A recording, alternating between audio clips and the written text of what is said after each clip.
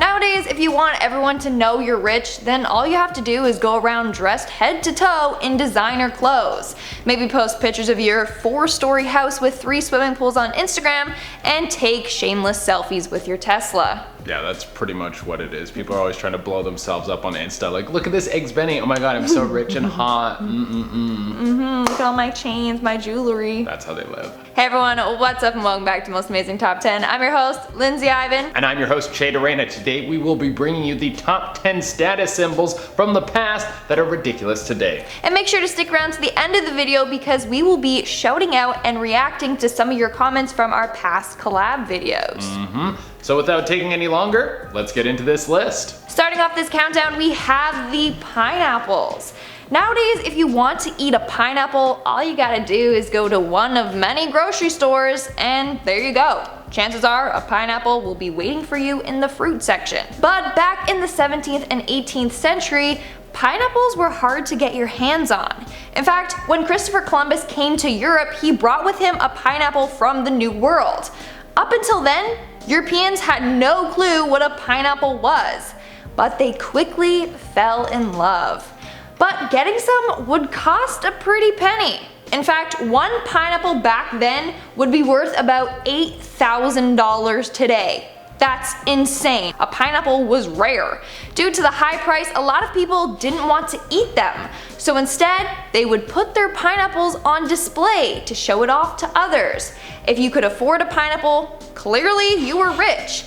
And those that were not rich enough would literally rent a pineapple. Maybe they had company over and wanted to seem wealthy, so they would rent the fruit for the evening. That's insane.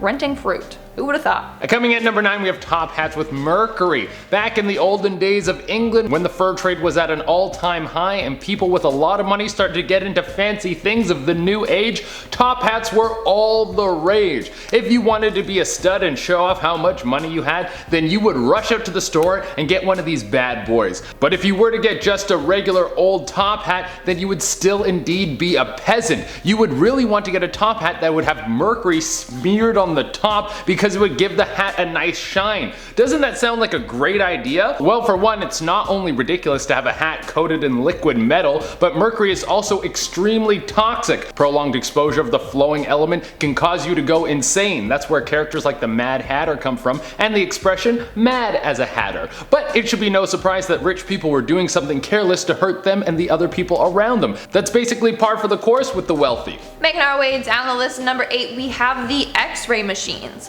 During the 20th century, Americans were obsessed with taking x-rays of their bones.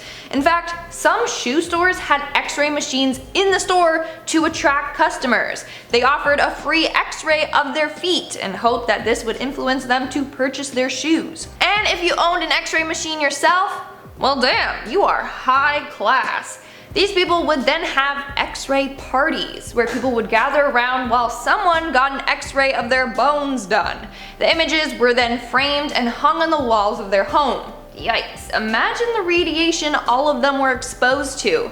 Nowadays when you get x-rays taken, the doctor sets you up and then runs out of the room. They want no chance of being exposed to the radiation. Coming in at number 7, we have fake castles. Every day when you learn more and more about what people are spending their money on, it makes sense why people are saying eat the rich. Back in the 1800s, rich people started to get into the fad of building rundown, abandoned looking castles to throw parties in. These were called follies. There wasn't the threat of war in the same way anymore, but there was still the lust to house your body in a big fancy protective building to show off to all your friends. That's when you know the rich need to be taken down a notch, when you're no longer building castles for protection and now just for fun. Having the best folly was all about having an authentic experience. This would mean that someone would be hired to tangle vines around the whole building like it had been there for decades, or even hire an actor to play a hermit, someone living in there who would pop out and scare your guests. If you got hired for that kind of role, this would be the perfect opportunity to rob everyone at the party. In our 6th spot, we have the black teeth. Nowadays, everyone wants to have a perfect pair of pearly white teeth, which makes me think of the episode of Friends when Ross gets his teeth whitened and they turn out super white and glowing.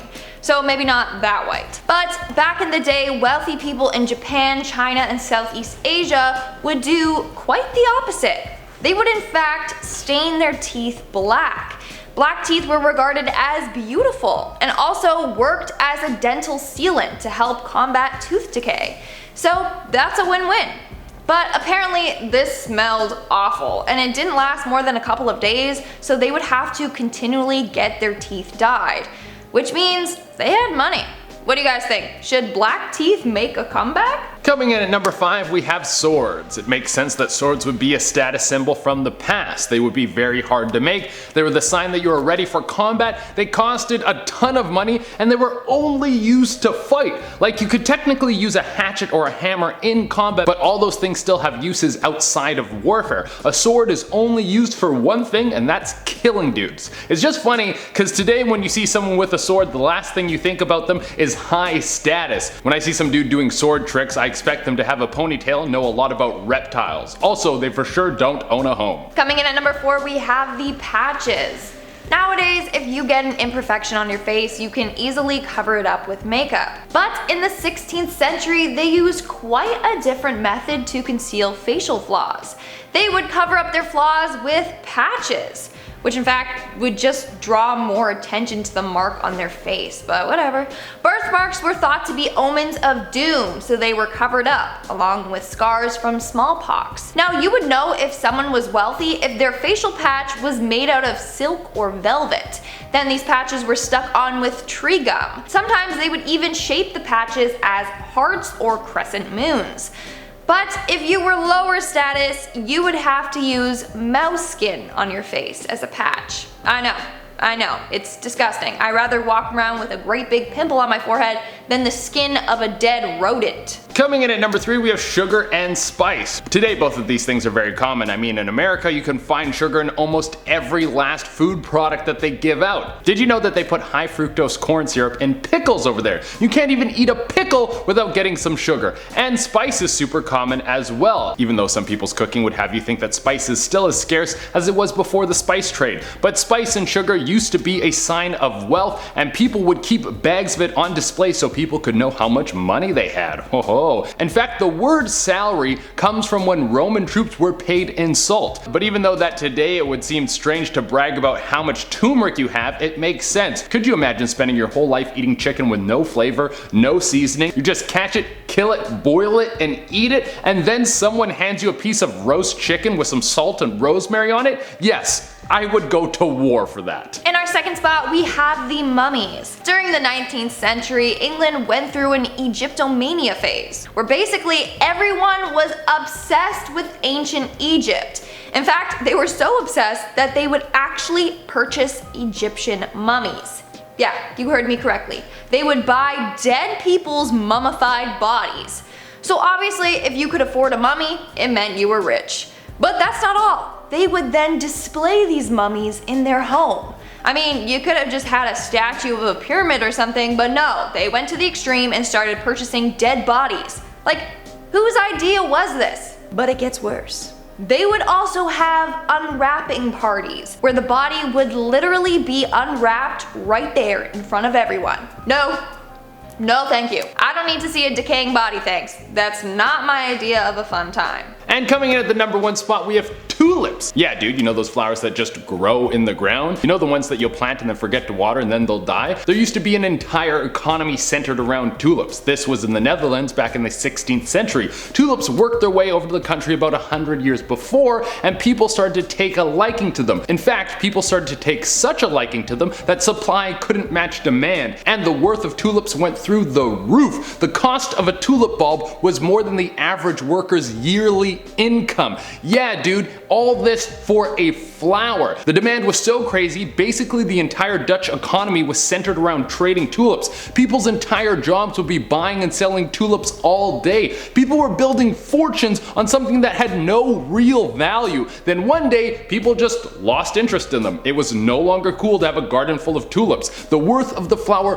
plummeted, and it almost destroyed the Netherlands as a country, nearly forcing them into bankruptcy. It's such a powerful lesson in economics that economists still reference this to this day, but obviously no one cares, because trading things that have no real value to the point where one small thing could cause an economic collapse is basically what the stock market does every day. And that's all for today's video. Let's move on to our comment shout out portion. Don't wave bye just yet. No, I was saying the bye to the list. Oh, I thought you were Hello gonna be to like, the bye, guys. comments. All right. Give me the comments. Woo! We'll be shouting out comments from our last collab, top 10 scary traditions from around the world. Sick. Yeah. Cade Gable commented, her reaction to Che calling her wonderful is amazing. Aww, that's so Che. nice. No wonder, I mean, no problem. You're wonderful. You're wonderful. Yes. No wonderful. No wonderful.